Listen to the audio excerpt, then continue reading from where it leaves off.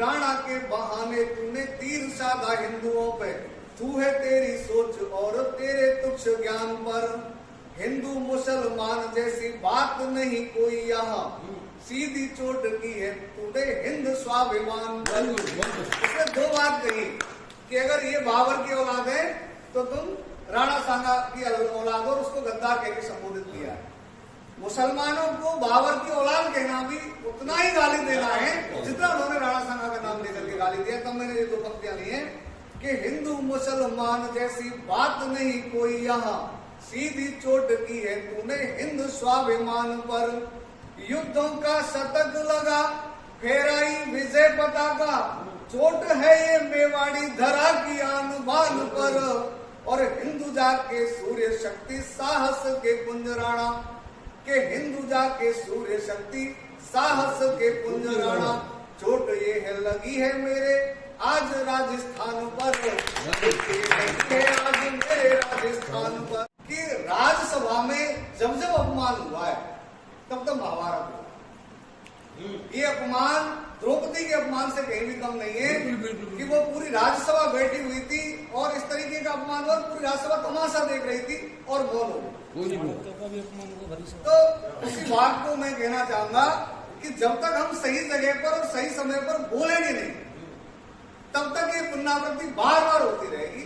तो मैं उसी कविता को पुनः रिपीट करना चाहता हूँ पूरे आक्रोश के साथ कि बोलो बोलो कुछ तो बोलो कब तक मौन रहोगे, कि बोलो बोलो कुछ तो बोलो कब तक मौन रहोगे, और सामर्थ्यवान होकर भी चुप हो क्या भीष्म द्रोण हो। उन्हें वही चीज दोहराई जाती है, याद करो सभागार को जिसमें योद्धाते सारे, याद करो सभागार को जिसमें योद्धाते सारे।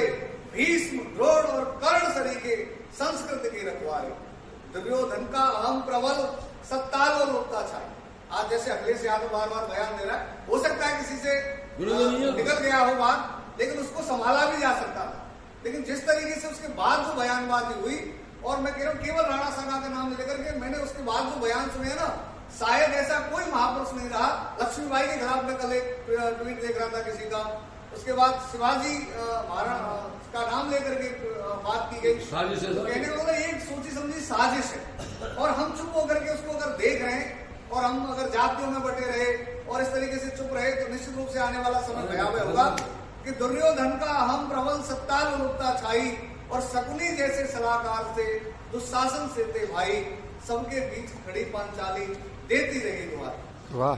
जिनके धनु की टंकार मात्र से धरती कंपित हो जाती, जिनके धनु की टंकार मात्र से धरती कंपित हो जाती थी, सुनकर उनका नाम मात्र लुंगी सबकी खुल जाती थी। वो भी मौन सभा में बैठे, वो भी मौन सभा में बैठे सब कुछ देख रहे थे।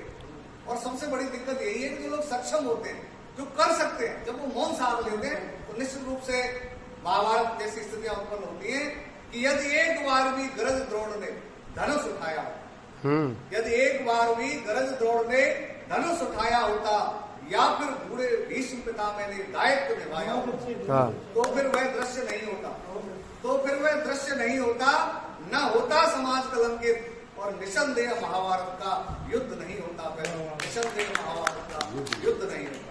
और मैं एक आह्वान करना चाहता हूं कि यो चुप रहकर पतन देखना कहो कहाँ उचित, यो चुप रहकर पतन देखना कहो कहाँ उचित है, करना हो प्रतिकार जिस समय क्या फिर मौन उचित। इतिहास सबक देता है हमको, कुछ तो उससे सीखो, और जहां उचित हो न्याय उचित हो, ना मौन रहो कुछ बोलो, बोलो बोलो बोलो।